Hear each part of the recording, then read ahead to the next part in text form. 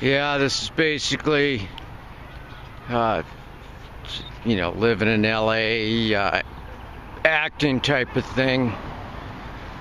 I guess, I'll go any particular direction I want with it. Right now I'm in a pocket in LA, basically. There's all types of pockets in the city. Some have more actors, some are kind of higher class, some are lower class, stuff like that. It's kind of a mixed bag, I guess, in the city, So normally I'd be doing laundry right around this time on this particular day. I'm about due to do the laundry and all that stuff. But where I normally go around this time, there was a shooting last week and a stabbing. I think both people died. Yeah, and so I just, I figure maybe I'll go there another time. Anyway, so, that's it, and it's wonderful. You have a lot of freedom living in Los Angeles. Like, you can pay taxes your whole life and basically have nothing to show for it. You can pay taxes and have no medical care, and then the number one cause of bankruptcy in the United States is medical bills. So that's it. It's not like car accidents and stuff that we'd think. It's just basic medical bills that break the person. For bankruptcy. So that's it, and right now, you notice, I got my right hand rather than my left hand holding up the camera, because basically my left arm won't work. I fell on it and all that stuff, and this is a wonderful thing about living in LA and being an actor in America. I fell on my arm and went to one clinic, and they took a couple x-rays. They didn't even show them to me. And then they didn't give me enough of pain medication, so the pain kept getting worse for another day. And that drove me to the emergency room. And they wonder why medical expenses are so much in this country. Well, if the first clinic would have dealt with it right, it would have been a one-time deal. So anyways, I go to the emergency room, and he gives me better medication. You can probably tell by looking at my eyes. Obviously, I'm on better medication, and I'm not screaming in pain right now. I wouldn't even be able to hold up this camera if I was on the medication that I'm on. And I probably wouldn't be able to talk because I wouldn't even be able to think because I was in so much pain with the shoulder. And so anyways, I got the right pain meds, and they took 4 x-rays. And so it's just like a squish, just a basic American torn rotator cuff. So I get out of the hospital and all that stuff. And the doctor refers me to a clinic for outpatient getting physical therapy to try to deal with my arm, and then to make sure that I don't get frozen shoulder, that my arm doesn't get stuck, which happens in a lot of cases. People get their arms stuck, and then they have to put them under anesthesia and basically break their arm from being frozen and get it working again and stuff. And that's kind of what I'm at danger of having happen to me right now. I'm at that phase where I got to move it a little bit or it'll freeze up. So anyways, I'm supposed to go see this surgeon for my shoulder, and he refers me to this surgeon, this clinic and all that stuff. And I call him up, and that I don't have the fucking right medical insurance. And that's the story in this country. It's like every frickin' doctor has got to be an expert in medicine, and then they got to be an expert in insurance, and so they can't concentrate on fully being a doctor because they got to deal with all the insurance issues and all that stuff. It's just a freaking nightmare, and that's basically about it, so it's really a free country. You have the freedom to have crappy insurance that won't get accepted by every doctor and all that. So that's where your tax money goes, is to things like that. And then also you have the right to eat as many GMOs in this country as you want, genetically modified organisms, and you can chow down on those. They're everywhere. they're in all the food. It's really hard to kind of avoid it unless you look specifically for organic. And basically the media won't tell you the truth about it because the corporations control the media, obviously, and they control the politicians, and they're not going to tell you the truth about it as long as they keep getting their side money. So they don't care if you eat food that hasn't even been experimented on rats and other organisms all that much, and the results that they did do, I don't even want to talk about that. So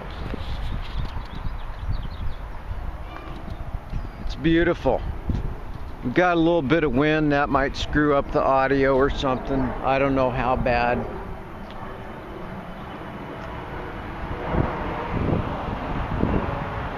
Here we are in North Hollywood, and then where I normally, North Hollywood Valley Village or whatever. And so what like I said, I normally do my laundry and all that stuff, and then I didn't go there because now is the time where the people got held up at the store, and they got stabbed and they got shot, you know, and that's part of living in the country. That's another little thing. That the other country I was living in before, I didn't have to worry about that stuff. And then also I didn't have to worry about the ridiculous medical problem here that's here and all that stuff. And so that's basically what you're looking forward to. You want to come to Los Angeles, become an actor, you want to become famous, you know, that's one of the things that you're going to be looking at when you live here. It's a reality, you know, and the way I look at it is they're the ones that got shot and killed. It wasn't me, you know. So unless it happens to me, unless I get shot and killed, it's really not going to bother me, you know. And if I do get shot and killed, it's not going to bother me anyways, right? So, you know, that stuff really isn't that relevant, you know. It's just another thing. The thing I have trouble with the most, probably as an actor, but I'm working on it, is it's when you're studying your lines, like in your bed late at night, or you're listening to your lines that you recorded on your tape recorder and all that stuff before you go to your audition the next day, next couple days, go in auditions and all that stuff. The real challenge is when you have these things crawling across your bed that want to lodge into your skin and suck blood out of you, these bed bugs, basically. And so it's kind of a drag trying to study your lines and all that while you have bed bugs crawling across the bed trying to get blood out of you and all that. It kind of distracts you a little bit from what you're trying to do, what you're trying to study and stuff. So, you know, those can break the concentration and all that, but that's where you become a good quality bed bug actor, is when you can study your lines regardless of the bed bugs feeding off you, that you're that determined on working on that character and getting into character, and it actually helps you out with your character more, you know, because it teaches you to concentrate and focus not on the things that are biting you and sucking blood out of you, but you know, it helps you focus more on that character and get into that character and not think about the external things that are going on. And a lot of times in filming, you know, you get distracted by people on the set, or like they have an accident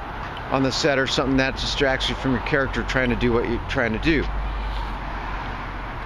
So an example would be like these are a couple days old, so they're not that big. Plus I'm not that allergic to these bites, but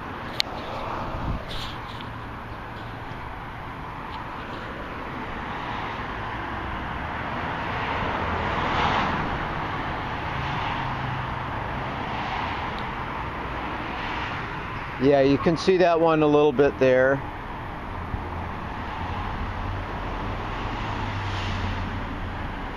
Yeah, they were a lot brighter.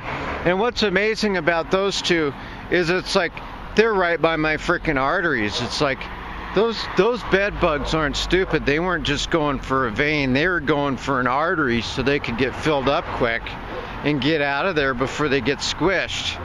And that one got away with it. I mean, I never caught the one that did that. I was at this one place. That's another thing as an actor. You're going to be a starving actor. You're going to be staying in this low-income houses, and like, I think LA is probably the second or the first most infested city in the United States. It's first or second, but I know it'll become first because it's a perfect climate for them. It's just perfectly warm enough for them to habitate and do really well here. So, yeah.